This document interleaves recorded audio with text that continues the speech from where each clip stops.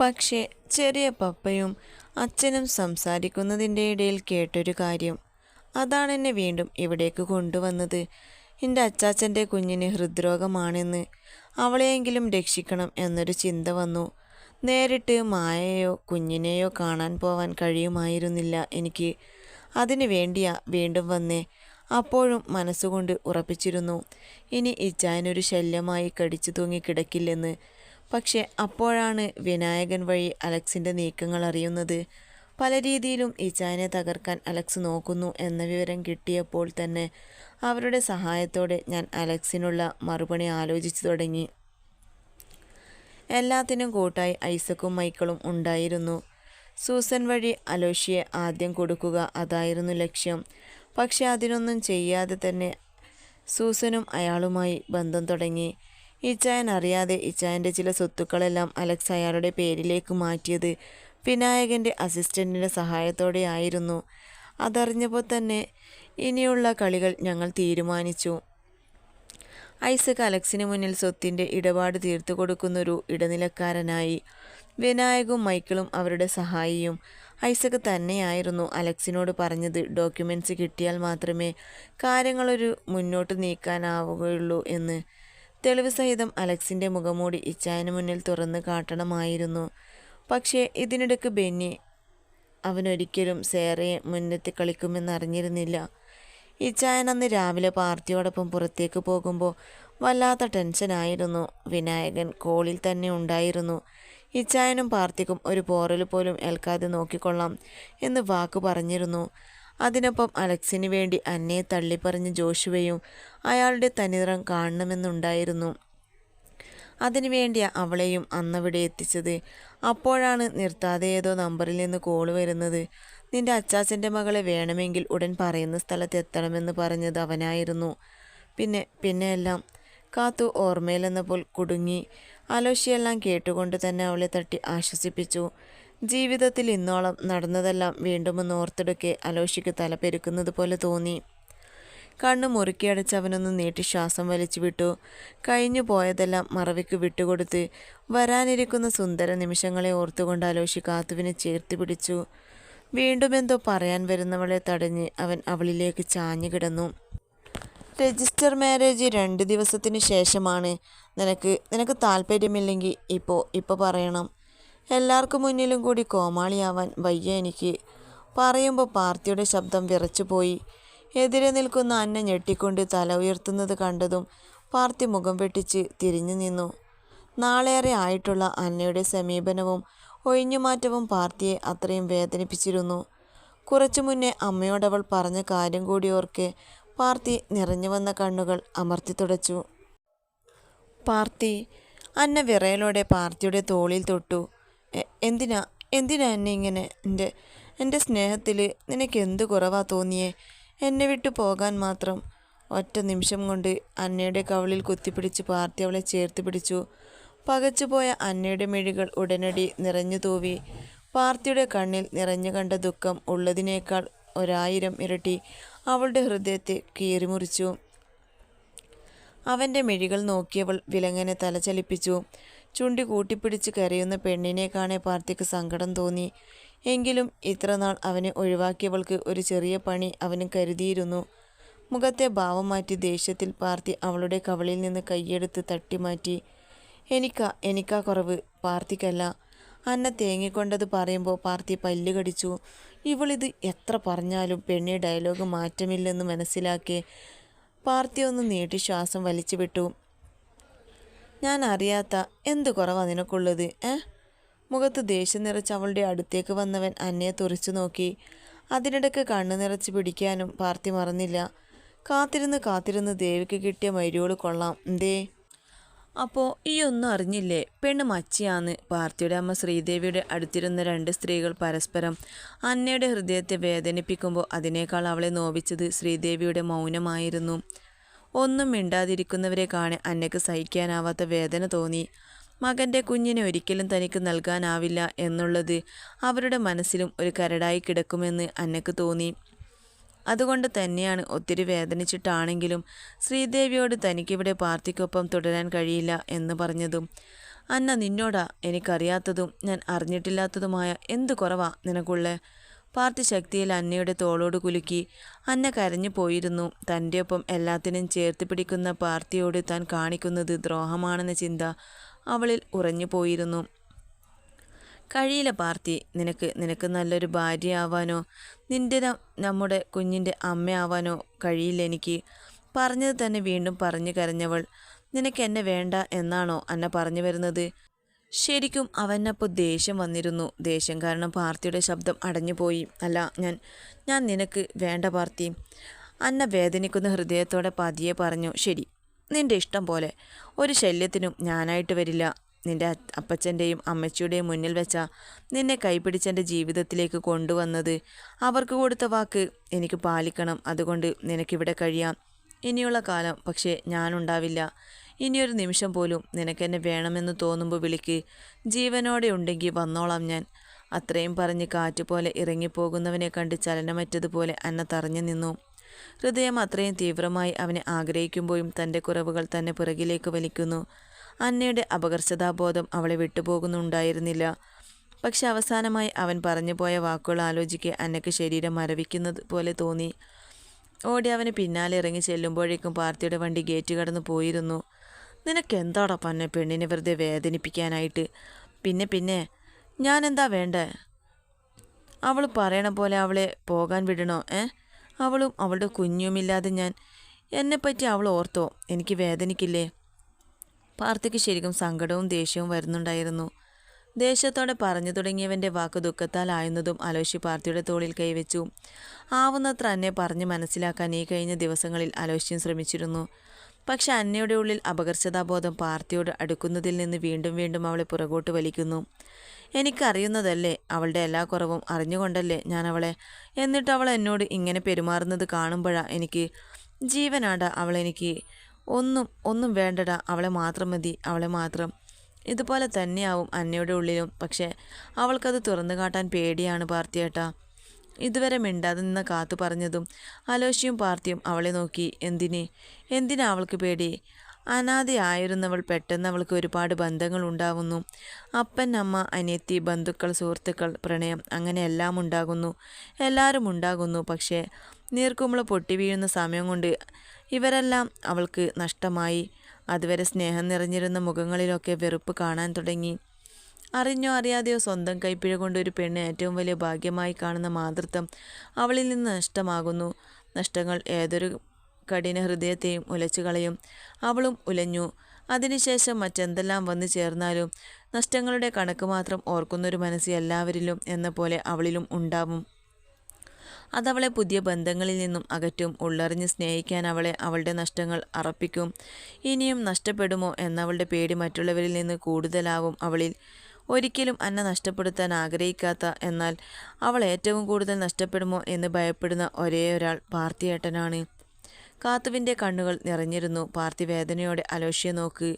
അവനും എന്ത് പറയണമെന്ന് അറിയുന്നുണ്ടായിരുന്നില്ല. പാർത്തിയേട്ടാ, ഏട്ടനിങ്ങനെ സങ്കടപ്പെട്ടതുകൊണ്ടോ അന്നയോട് ദേഷ്യത്തിലും പിണക്കത്തിലും പറഞ്ഞതുകൊണ്ടോ ഒന്നും അന്നയുടെ മനസ്സിൽ പറ്റിപ്പിടിച്ചിരിക്കുന്ന കറുപ്പ് മാറണമെന്നില്ല. അതിനവൾ സ്വയം വിചാരിക്കണം. ഉള്ളതിൻ്റെ കൂടെ ഏട്ടൻ കൂടി വേദനിപ്പിച്ച സ്വയം ചിന്തിക്കുന്നത് പോയിട്ട് ഒന്നുറക്കെ കരയാൻ പോലും അന്നയെക്കൊണ്ട് കഴിഞ്ഞെന്ന് വരില്ല. പിന്നെ എന്താടി ഇതിനൊരു വഴി? നമുക്ക് അന്നയ്ക്ക് വേണ്ടി ചെയ്യാൻ കഴിയുന്നത് നല്ലൊരു കൗൺസിലിംഗ് കൊടുക്കുക എന്നതാണ്. അന്നത്തെ ആക്സിഡൻറ്റിൻ്റെ ട്രോമ അവളിൽ നിന്ന് വിട്ടുപോയിട്ടില്ലാത്തിടത്തോളം കാലം അന്നയുടെ അവസ്ഥ ഇതിലും മോശമാകാനേ സാധ്യതയുള്ളൂ. അന്ന് തന്നെ നല്ലൊരു കൗൺസിലിംഗ് കൊടുക്കേണ്ടതായിരുന്നു അന്നയ്ക്ക്. ശരീരത്തോടൊപ്പം മനസ്സിനും ആരോഗ്യം വേണ്ടതായിരുന്നു. അങ്ങനെയൊന്നും ഉണ്ടായിരുന്നെങ്കിൽ പിന്നീട് നടന്ന പലതിനും അന്ന ഇത്രയും വീക്കാവുമായിരുന്നില്ല. കാത്തു പറയുന്നത് ശരിയാണെന്ന് അവർക്കും തോന്നി. പറഞ്ഞു പോയ വാക്കുകളിൽപ്പെട്ട് അന്ന ഇന്നേരം ഒരുങ്ങുന്നുണ്ടാകും എന്നോർക്കെ പാർത്തിക്ക് പിന്നെ ഇരിപ്പുറച്ചില്ല. നീ ഇപ്പോൾ ചെല്ല്, വേണ്ടത് എന്താണെന്ന് നോക്കി നമുക്ക് ശരിയാക്കാം. കഴിയുമെങ്കിൽ നാളെ തന്നെ. ഞാൻ സ്റ്റെഫി ഡോക്ടറെ ഒന്ന് വിളിച്ചു നോക്കട്ടെ ധൈര്യമായിട്ട്. പാർത്തി മുന്നോട്ട് വന്ന് കാത്തുവിൻ്റെ കൈ രണ്ടും പൊതിഞ്ഞു പിടിച്ചു. അലോഷ്യ ഒന്ന് പുണർന്നു. വേഗത്തിൽ നടക്കുമ്പോൾ പാർത്തിയുടെ ഉള്ളം അന്നയെ കാണാൻ തുടിക്കുന്നുണ്ടായിരുന്നു. നമ്മൾ വയ്യോരത്തു കൂടി നടക്കുമ്പോൾ പട്ടികൾ കുരക്കാറില്ലേ? നമ്മളെ നോക്കി. അപ്പോൾ ആ പട്ടിയോട് പട്ടി നീ കുരക്കരുത്, ഞാനൊരു അത്യാവശ്യത്തിനാണ് പോകുന്നത് എന്ന് പറഞ്ഞുകൊണ്ട് നിൽക്കോ? അതോ അതിനെ മൈൻഡ് ചെയ്യാതെ പോവോ? അതുപോലെ ചിന്തിച്ചാൽ മതി. ഇതും അതും എൻ്റെ പാച്ചുവിനെ വയറ്റിലിട്ട് ഇങ്ങോട്ട് കയറി വരുമ്പോൾ എനിക്ക് നേരെ ചാണകവെള്ളം തളിച്ചിട്ടുണ്ട്. കേട്ടാൽ അറക്കുന്ന വാക്ക് പറഞ്ഞിട്ടുണ്ട് ഇവരെല്ലാം. ആദ്യമൊക്കെ കരഞ്ഞുകൊണ്ട് ശിവേട്ടൻ്റെ അടുത്ത് പോകും. ഞാൻ കരയുന്നത് കണ്ടെങ്കിലും അവർ നിർത്തട്ടെ എന്നാണ് മനസ്സിൽ. എന്നാൽ അങ്ങനെയല്ല. നമ്മുടെ കണ്ണീരിനാണ് അവർക്ക് പിന്നെയും ഓരോന്ന് പറയാൻ ഊർജം കൊടുക്കുന്നത്. പിന്നെ ശിവേട്ടൻ ധൈര്യത്തിൽ തിരിച്ചു പറയാൻ തുടങ്ങി. അപ്പോഴും എനിക്കിവിടെ അനുഭവിക്കേണ്ടി വന്നത് ഓർക്കുമ്പോൾ ഇന്നും ശരീരം കിടുക്കും. പോകെ എനിക്ക് മനസ്സിലായി, ഇവരോടെല്ലാം വായിട്ടലക്കുന്നതിനേക്കാൾ നല്ലത് നമ്മുടെ മൗനമാണെന്ന്. അവരുടെ വാക്കിന് ഒരു പുല്ലിൻ്റെ വില പോലും കൊടുക്കുന്നില്ല എന്ന് കണ്ടപ്പോൾ അവരായി തന്നെ നിർത്തി. അന്നും അമ്മ അങ്ങനെ കരുതിയുള്ളൂ. പക്ഷെ മോളത് കേട്ട് സ്വയം ഓരോന്ന് ചിന്തിച്ച് പാച്ചുവിനോട് പിണങ്ങി നടക്കുമെന്ന് അമ്മ ചിന്തിച്ചത് പോലുമില്ല. ശ്രീദേവി അന്നയുടെ തലയിൽ പതിയെ തലോടി. അവളുടെ കണ്ണ് അപ്പോഴും തോർന്നിട്ടുണ്ടായിരുന്നില്ല. ഇത് കണ്ടുകൊണ്ടാണ് പാർത്തി വരുന്നത്. അകത്ത് കയറാതെ അവൻ വാതിൽപ്പടിയിൽ ചാരി നിന്നു. പിന്നെയും അമ്മ ഓരോന്ന് പറയുന്നതും മറുപടിയായി അന്ന മൂളുന്നതുമെല്ലാം പാർത്തി അങ്ങനെ നോക്കി നിന്നു. ഒരൽപ്പം ആശ്വാസം വന്നു നിറഞ്ഞതുപോലെ തോന്നിയ അവന് പാർത്തിയുടെ ഉള്ളിൽ ശ്രീദേവിയുടെ നിറമാർന്ന ചിത്രം തെളിഞ്ഞു വന്നു. അന്നയോട് ദേവി പറഞ്ഞ ഓരോ കാര്യങ്ങളിലും ഒളിഞ്ഞുകിടന്ന അവർ അനുഭവിച്ച അനുഭവങ്ങൾ ഓർത്തിരിക്കെ പാർത്തിയുടെ കണ്ണ് നനഞ്ഞു. ഒരിക്കലും അച്ഛൻ തന്നെ പത്മയിൽ നിന്ന് വേർതിരിച്ച് കണ്ടിട്ടില്ല. അവനോടുള്ളതിനേക്കാൾ കൂടുതൽ സ്നേഹം തന്നോട് തന്നെയായിരുന്നു. പക്ഷേ വളർന്നു വരുന്നതിനനുസരിച്ച് താൻ അറിഞ്ഞു ശിവൻ്റെ മകനല്ല പാർത്ഥിപൻ എന്ന സത്യം.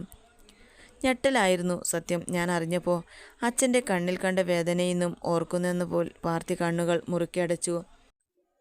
ഓർക്കാൻ ഇഷ്ടപ്പെടാത്ത എന്നാൽ ഒരിക്കലും മറവിയില്ലാത്ത കുറച്ചേറെ ഓർമ്മകൾ പാർത്തി നീട്ടി നിശ്വസിച്ചു.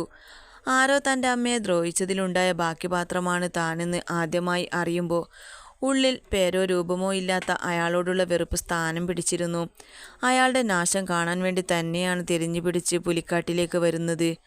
ജേക്കബ് എന്ന പേര് മാത്രം വെച്ചുകൊണ്ട് പ്രതികാരം ചെയ്യാൻ ഇറങ്ങി പുറപ്പെടുന്നത്. അന്നത്തെ ചോരത്തിളപ്പിൽ അയാളുടെ കുടുംബം തകർക്കുക ആയിരുന്നു ലക്ഷ്യം. പാർത്തി ഓർമ്മയിലൊന്ന് ചിരിച്ചു. പക്ഷേ വന്നുപെട്ടത് താൻ നശിപ്പിക്കണം എന്ന് ആഗ്രഹിച്ചവൻ്റെ മുന്നിൽ.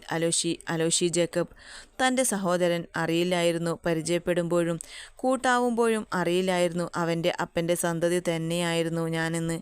അലോഷിയും കൊണ്ട് വീട്ടിൽ വന്നൊരു നാൾ ഞെട്ടലോടെ നിന്ന് അച്ഛനെയും അമ്മയെയും കാണുന്നത് വരെ അറിയില്ലായിരുന്നു അവനെൻ്റെ സഹോദരനാണെന്ന സത്യം. സത്യങ്ങൾ അവൻ അറിയരുതെന്നായി പിന്നീടുള്ള ചിന്ത. എന്തുകൊണ്ടോ അലോഷി വേദനിക്കുന്നത് തനിക്കും വേദന നൽകുന്ന ഒന്നായിരുന്നു. പക്ഷേ അവൻ മനസ്സിലാക്കി. അകലുമെന്ന് കരുതിയെങ്കിലും അതിവേഗം തന്നിൽ അടുക്കുകയായിരുന്നു പിന്നീടവൻ. ആർക്കും പിരിക്കാൻ കഴിയാത്ത ഒരു ആത്മബന്ധം തങ്ങൾക്കിടയിൽ രൂപപ്പെട്ടതും പെട്ടെന്നായിരുന്നു. ആയിടക്കാണ് അന്നയെ പരിചയപ്പെടുന്നത്. അലോഷിയോട് എപ്പോഴും വഴക്കുകൂടി നടക്കുന്നൊരുവൾ. അലോഷിയുടെ ഇച്ചായൻ അലക്സിൻ്റെ പെണ്ണ്. അറിയില്ല എപ്പോഴാണ് അവളോട് മോഹം തോന്നിയതെന്ന്. ഉള്ളിൽ അങ്ങനെയൊരു ചിന്ത വരുമ്പോൾ അന്ന അലക്സിൻ്റേതായിരുന്നു. സങ്കടം തോന്നിയിട്ടുണ്ട്. അലക്സിന് മുന്നേ തനിക്ക് അവളെ കാട്ടിത്തന്നില്ലല്ലോ എന്നോർത്തിട്ടുണ്ട്. പാർത്തി ശ്രീദേവിയിൽ നിന്ന് തുടങ്ങി അന്നയിൽ എത്തി നിന്ന ഓർമ്മയിൽ നിന്ന് പുറത്തു വന്നതൊരു പതിഞ്ഞ ശബ്ദം കേട്ടിട്ടാണ്. പാർത്തി തല ചെരിച്ചു നോക്കി. എന്തോ പറയാനായി നിന്ന് പരുങ്ങുന്ന അന്നയെക്കാണെ പാർത്തി പരിഭവത്തോടെ മുഖം വീർപ്പിച്ചു. സത്യത്തിൽ കാത്തു പറഞ്ഞതെല്ലാം ശരിയാണെന്ന് അവനും തോന്നിയിരുന്നു. അന്നയോട് പിണങ്ങുന്നതോ ദേഷ്യപ്പെടുന്നതോ കൊണ്ട് യാതൊരു കാര്യവുമില്ല എന്ന് അവനും അറിയാം. എങ്കിലും അന്നയോടുള്ള പരിഭവം അവനിൽ നിന്ന് വിട്ടുപോകുന്നുണ്ടായിരുന്നില്ല. മാത്രവുമല്ല അന്നയുടെ മുഖത്ത് തന്നെ മിണ്ടിപ്പിക്കാനുള്ള ആഗ്രഹം കൂടി കണ്ടതും പാർത്തി പരിഭവം കുത്തിയ മുഖത്തോടെ അങ്ങനെയിരുന്നു. പാർത്തി സോറി. അന്ന പതിയെ തോളിൽ കൈവച്ചതും പാർത്തി തോൾ വെട്ടിച്ചു. പിന്നിൽ നിന്ന് ഉടനടി അടക്കിപ്പിടിച്ച തേങ്ങൽ കേട്ടതും പാർത്തി പിന്നിലേക്ക് കൈയെത്തിച്ച് അന്നയെ വലിച്ച് മുന്നിൽ നിർത്തി. കരയാൻ മറന്ന് പകച്ചു നിന്നവളെ കൈക്കുള്ളിൽ അടക്കിപ്പിടിച്ചതും അവളൊരു കരച്ചിലോടെ നെഞ്ചിലേക്ക് വീണു. ഞാൻ പാർത്തി, എനിക്ക് പേടിച്ചു പോയി. വരില്ലെന്ന് ഞാൻ മരിച്ചു പോകും പോലെ തോന്നി. കരച്ചിലിനിടയിൽ മുറിഞ്ഞുപോയ വാക്കുകൾ കൂട്ടിവെക്കാൻ അവളൊരുപാട് പാടുപെടുന്നുണ്ടായിരുന്നു. പാർത്തി നെഞ്ചിലേക്ക് ചേർത്ത് പിടിച്ച് തലോടിക്കൊടുത്തു. കരയല്ലേ പെണ്ണെ, മതി, ഞാൻ വന്നല്ലോ, ഇനി കരയണ്ട. ഇനി പോകുവോ? കരച്ചിലൊന്ന് ക്ഷമിച്ചതും പാർത്തി അന്നയുടെ മുഖം പൊതിഞ്ഞു പിടിച്ചു. നെറ്റിയിൽ നേർമയായി മുത്തുമ്പോഴേക്ക് പെണ്ണിൻ്റെ ചോദ്യവും വന്നു കഴിഞ്ഞു. പാർത്തി അവളെ കൂർപ്പിച്ചു നോക്കി. നീ പറഞ്ഞു വിടാതെ എങ്ങും പോവില്ല. വീണ്ടും ഒരു കരച്ചിലിന് തുടക്കം കുറിക്കാൻ തയ്യാറെടുക്കുന്ന അന്നയെ ദയനീയമായി നോക്കി പാർത്തി. എൻ്റെ പൊന്നു കുഞ്ഞ്, നീ ഇങ്ങനെ എപ്പോഴും കരയല്ലേ? എല്ലാവരും പറഞ്ഞു തുടങ്ങിയിട്ടോ അന്ന വല്ലാതെ ബോറാവുന്നുണ്ടെന്ന്. കണ്ണീർ സീരിയലിൽ നായികമാർ പോലും ഇത്രയും കരയില്ല എന്നാ അവർ പറയണേ. പാർത്തി നിറഞ്ഞു തൂവാറായ കണ്ണുനീർ തുടച്ചു നീക്കി. ഇങ്ങ് വാ.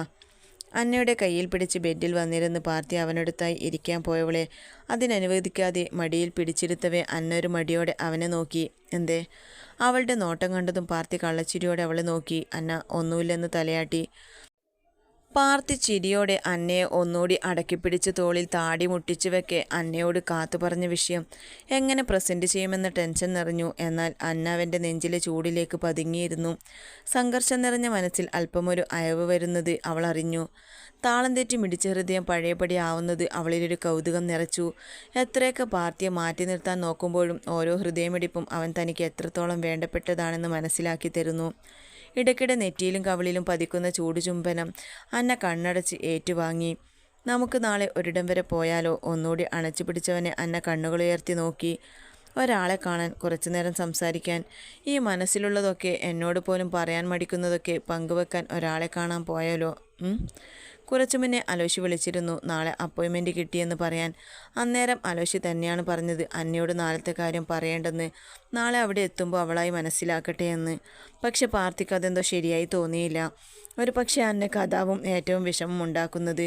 അവൾക്ക് ഇഷ്ടമില്ലാതെ ഒന്നും ചെയ്യേണ്ടതില്ലെന്ന്, ഒന്നിനും നിർബന്ധിക്കേണ്ടതില്ലെന്ന് തോന്നി പാർത്തിക്ക്. അതുകൊണ്ടാണ് അന്നയോട് കാര്യം സൂചിപ്പിക്കാമെന്ന് കരുതിയത്. അന്നയെ നോക്കുമ്പോൾ അവളെന്തോ ആലോചനയിലാണ്. പാർത്തി അവളുടെ മുഖം പിടിച്ചുയർത്തി അവന് നേരെ. എന്നെ തലയിലെടുത്ത് വെക്കേണ്ടിയിരുന്നില്ല എന്ന് തോന്നുന്നുണ്ടോ പാർത്തി? പിന്നെ ഇടയ്ക്കിടയ്ക്ക് തോന്നാറുണ്ട്. ശരിക്കും? അവൻ്റെ സ്വരത്തിൽ കളി നിറഞ്ഞതും അന്ന പാർത്തിയുടെ കണ്ണിലേക്ക് ഉറ്റുനോക്കി. അവളുടെ അരയിലൂടെ ചുറ്റിപ്പിടിച്ച കൈ ഒന്ന് മുറുക്കി പാർത്തി അന്നയെ ബെഡിലേക്ക് ചായച്ചു കിടത്തി. നിമിഷ നേരം കൊണ്ടവൻ അവളുടെ മേലേക്ക് ചാഞ്ഞു. നീണ്ടുമെലിഞ്ഞ കഴുത്തിലേക്ക് മുഖമമർത്തി. ബെഡിൽ നിന്ന് താഴേക്ക് തൂങ്ങിക്കിടക്കുന്ന അന്നയുടെ ഇരുകാലിൽ കൂടിയും അവൻ്റെ കാല് ചുറ്റിപ്പിടിച്ചതും പാർത്തിയുടെ ഉടൽ കൂടുതൽ അന്നയുടെ മേലേക്ക് ചാഞ്ഞു. അന്ന ശ്വാസം ആഞ്ഞു വലിച്ചൊന്നുയർന്നു. കഴുത്തിലാകെ പരതുന്ന അവൻ്റെ മുഖം പിടിച്ചു വെക്കാൻ നോക്കാതെ അവൾ ഒന്ന് പുളഞ്ഞു. അവളും ആഗ്രഹിച്ചിരിക്കണം അവൻ്റെ സാമീപ്യം.